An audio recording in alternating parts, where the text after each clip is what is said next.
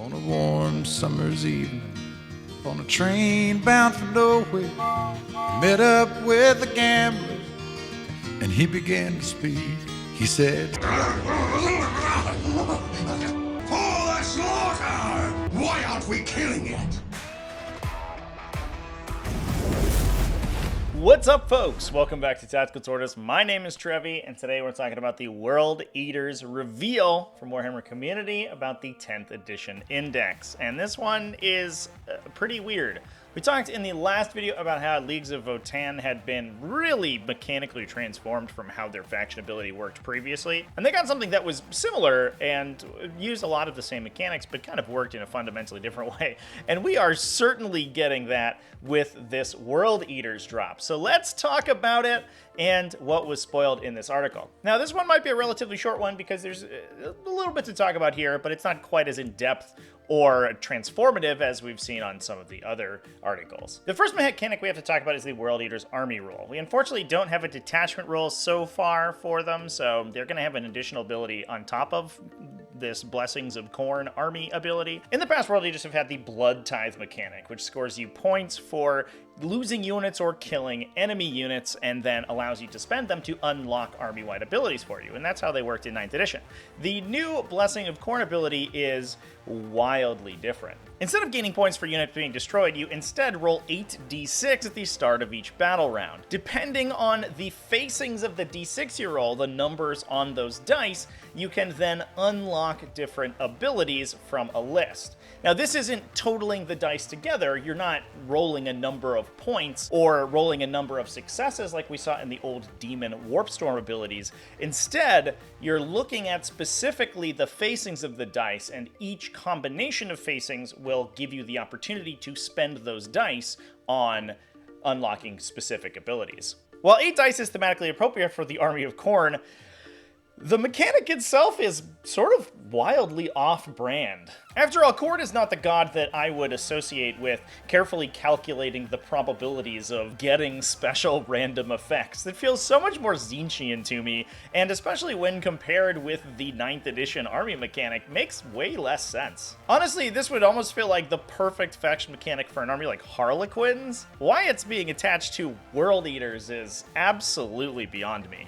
So what are the abilities that you can unlock? Well, there are a couple pretty simple ones, which means that basically any time you roll, you will almost automatically be unlocking one or both of these. Those being Rage-Fueled Invigoration and Wrathful Devotion. These allow you to spend any 2 dice of the same facing, so any double roll, to unlock that ability for the battle round, either being +2 move characteristic or a 6+ Feel No Pain. And again, these will apply to all the World Eaters from your army. If you're demonic pacting any demons in, they won't get it, but all of your Astartes will. The other abilities that you can unlock with slightly more complex rolls are Martial Excellence. This gives you the sustained hits ability on your melee attacks, giving you additional hits on critical hits, so hit rolls of a 6+. This requires double 3s, so 2 dice with the 3 facing.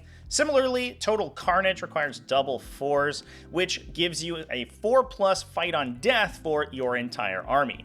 Each time a model is destroyed on a 4+, you don't remove it from play. After the attacking unit has finished making its attacks, that model then fights and is destroyed as normal. On double 5s, you can unlock Warp Blades, which gives you lethal hits, making your critical hits automatically wound. And the most exciting one, on double 6 or triple 4+, your entire army can advance and charge. There's definitely going to be some games that end very quickly after the World Eaters player rolls both Rage-Filled Invigoration and Unbridled Bloodlust, getting 2+ d6 added to the threat range of all of these melee monsters they have on their team. So honestly, I'm not entirely sure how to feel about this ability. I don't think I like it. While there are some baseline effects like +2 movement that you can kind of bank on given that you are guaranteed to be rolling the dice to get them, like I mentioned before, there are potential combinations of effects that are wildly powerful and wildly swingy and can just turn the result of the game on its head. Even stranger, this comes into play at the start of the battle round, so if the Khorne player is taking the first turn, they can potentially get the benefit of these effects without your opponent knowing about it. So, for example, if they're going first, set up in a good position, and then roll a bunch of threat range increasing effects, your opponent can't necessarily take that into account when they position. In as much as it adds the necessity for a bunch of counterplay on the opponent of the World Eater's part, I think the fact that the results are random and can't really be counted on is a little bit unfortunate. And like I mentioned before, the theme of the ability, it just doesn't really make any sense to me. This is probably the first real miss that we've seen in terms of these faction abilities. Most of them have been pretty on point. Whether or not they've been powerful or not remains to be seen, but they've been incredibly thematic. And this one, I'm not sure it really does that. But the real question is what units are going to be benefiting from these. And we do have a couple datasheets spoiled, starting with the bog standard Khorne Berserkers. These have a pretty expected stat block, 6-inch move, toughness 4, a 3+ save as befits a power armored marine, and that classic 2 wounds, pretty solid leadership of 6+, and an impressive OC value of 2. They are a battle line unit, so you can take up to 6 in an army, and they come stocked with the Blood Surge ability. Blood Surge gives the Khorne Berserkers a D6-inch move directly towards a unit that destroyed any of their models in the shooting phase. Importantly, this move requires you to get as close as possible to the attacking unit, so your entire unit basically has to funnel into them. You can't do a combat orbit or move around and get slightly closer like you can with combat moves in 9th edition. In addition, you can also move into engagement range with this ability, so you can potentially prevent your unit from being attacked by subsequent shooting attacks. The ability also turns off while Berserkers are battle shocked, so if we have some targeted battle shock abilities like Infernus Squad or Screamer Killers, as we've seen spoiled previously, those do have the potential to stop Khorne Berserkers from using their additional free movement. On top of that, you can equip the unit with an icon of Khorne. This gives you a reroll on your Blessings of Khorne dice if the unit is within range of an objective marker. Importantly, this appears to be every single unit with an icon of Khorne that is in range of an objective marker. So it may be that World Eater's armies start off their list building with a couple units of Khorne Berserkers rocking those icons to sit on backline objectives and potentially farm their icon abilities for more and more free dice rerolls. So once they get stuck in, what weapons are the Khorne Berserkers attacking with? The range weapons are really nothing to write home about. They're just standard bolt and plasma pistols, as we would expect. The base Berserker Chainblade hasn't changed very much and retains almost identically its profile from the previous version, but dropping an AP, which is to be expected with the AP of most weapons in the game reducing. That said, what we don't know are the detachment abilities of World Eater's detachments. And one thing that we'll have to keep in mind is that these statistics aren't taking into account the previous World Eater's +1 strength and +1 attack that they had in their first round of combat. We don't know if that is maybe coming across as a new ability from the whatever the World Eater's detachment rule ends up being, so there may be some additional benefits layered on top of this. Those Chainblades specifically have 4 attacks at strength 5 AP 1 for 1 damage, and assuming that the upgrades remain the same as they did previously, 1 out of 5 models can be upgraded to a Khorne Eviscerator. That Eviscerator is going to be a little bit less powerful. The Khorne Berserkers previously had a 4 base attacks that they would make either with the Eviscerator or the Chainblade. Now the Eviscerator is rolling 3 attacks rather than its previous 4. Coming in at that impressive strength 8, has gotten a reduction in AP down to AP 2 and for a flat 2 damage. While this does mean that the Eviscerator is individually less powerful than it was previously, I think that mostly pulls focus off of the Eviscerator armed Berserker. Previously, that guy was basically 100% of the damage output of the rest of the unit because he was so much better at attacking than the rest of these guys, but that doesn't look like it's the case anymore. Obviously, he is much better at attacking than a Chainblade, but not quite as monumentally so. That said, this is an overall reduction in the base power level of the Berserker unit, with their AP going down and the Eviscerators getting some significant nerfs. Whether or not we see that recuperated with some detachment abilities just remains to be seen. Now, a little more excitingly, we also saw the datasheet for Angron being spoiled. Angron being an absolute powerhouse in 9th edition, getting a little bit of a reduction in his offensive power in 10th, but to be honest, I'm not entirely sure that that makes a big difference. He's moved from move 16 down to move 14, although you have to keep in mind that he will almost assuredly have +2 move from the Blessings of Khorne ability. That's basically baked into his datasheet at this point. So really, he's like the same speed speed. His toughness, however, has been improved dramatically. Used to be toughness 7, which is maybe the equivalent of like 8 or 9 in the current mathematics of the game, and has been moved up to toughness 11. This means that dedicated anti-tank weaponry will not be that much worse at shooting him, but light and mid-weight shooting is gonna bounce off his armored hide. Instead of being afeared of autocannons and similar strength 7 kind of mid-range weaponry, Angron's gonna be able to resist a lot of that and really only worry about those big las cannons and similar effects, which he can bounce off his 4+ invulnerable save. He retains his 2+ armor save, an impressive swath of 16 wounds, as well as an impressive leadership of 5 and a 6 objective control value. His weapons have gotten a little bit of a side grade. Samniarius and Spinegrinder have reduced their total number of attacks. Previously, he was swinging 12 attacks with +1 from the World Eater's subfaction ability up to a massive 13, but that has been reduced down to 8. That said, with the new damaged mechanic, he is no longer losing attacks to losing wounds, instead just getting -1 to hit if he is at 6 wounds. So that 8 attacks is going to be a lot more consistent than it was in the past. They retain their strength 16 and high AP value of 4, but move from a D3+3 damage profile to D6+2. This is a much more swingy profile, but on average a little bit better, and definitely has the potential to do a lot more. He's also gone up a couple points of strength. Previously he was strength 9 with +5 from the weapon, giving him strength 14, now moving up to strength 16. In the comparison with a lot of vehicles, he is still going to be wounding most vehicles on 3s rather than 2s, but to be honest, I don't think that's the biggest of deals. His sweep attack has been significantly side graded, however. It has gotten a little bit of a reduction in strength, moving from base strength 9 down to strength 8, and from tripling his attack up to 24 to 36, depending on his bracket, and moving from AP3 down to AP2. However, it has doubled its damage, moving up to damage 2, making it the perfect weapon at eviscerating entire bricks of intercessors or other medium infantry space marines. To be perfectly honest though, I think at the level of damage that Angron gets to, I'm not sure that the exact intricacies of his weapon profiles are all that transformative.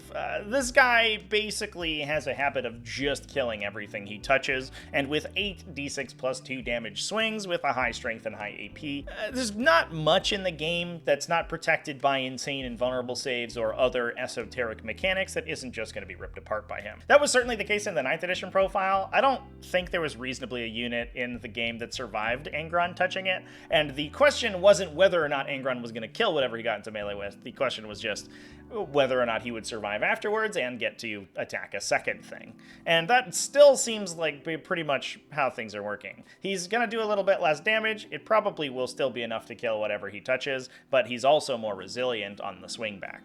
Even if he goes down, he has the Reborn in Blood ability. This used to be a very pricey blood tithe effect that you could purchase to put him back into reserve from the casualty pile, and now it just uses a similar interaction with the Blessings of Khorne faction ability, allowing you to use a 666 from your Blessings of Khorne roll to put Angron back into reserve. But that's not all. He also retains a lot of impressive army support abilities, interestingly working a little bit differently than we've seen them in the past. His Wrathful Presence ability triggers at the start of your charge phase and selects one of a set of 3 modal abilities that he gains until your next charge phase, so lasting until the battle round. These are either Glorious Bloodletting, that gives you +1 to charge for World Eaters units within 6. Most notably, Angron being a World Eaters unit within 6 inches of himself will probably benefit from these effects, assuming that the aura ability rules have not changed. Infectious Rage gives units within 6 inches +1 attack to all of their melee weapons if they are below their starting strength, meaning that for a multi-model unit, they've lost 1 or more models, or for a single entity unit like Angron,